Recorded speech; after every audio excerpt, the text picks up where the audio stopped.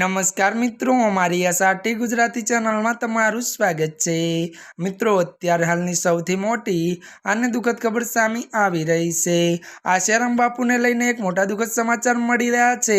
જ્યાં મિત્રો આપને જણાવી દઈએ કે આશારામ બાપુને જામીનને લઈને મોટા સમાચાર। જ્યાં મિત્રો આપને વિગતવાર વાત કરવામાં આવે તો ત્યારે મિત્રો આશારામ બાપુને 6 મહિના માટે હંગામી ત્યારે મિત્રો જામીનની અરજી કરી હતી। જો કે મિત્રો આ અરજી પર ગુજરાત આજે સુનવાઈ થઈ હતી। મળતી વિગતો અનુસાર મિત્રો વધુ આપને એ પણ જણાવી દઈએ કે ત્યારે મિત્રો આ દરમિયાન જસ્ટિસ વોરાએ જસ્ટિસ ત્યારે સંદીપ એન ભટ્ટે બેન્ચ જામીન અરજીમાં ચુકાદો અનામત રાખ્યો હતો। અને વધુ મળતી વિગતો અનુસાર વાત કરીએ તો ઉલ્લેખનીય છે કે વર્ષ 2013ના બળાત્કાર કેસમાં 2023માં ત્યારે સેન્સ કોર્ટે ત્યારે મિત્રો આશારામ બાપુને આજીવન કેદની સજા ફટકારી હતી। જી આ મિત્રો અત્યારે હાલ આશારામ બાપુને લઈને આ મોટા દુઃખદ સમાચાર મળી રહ્યા છે।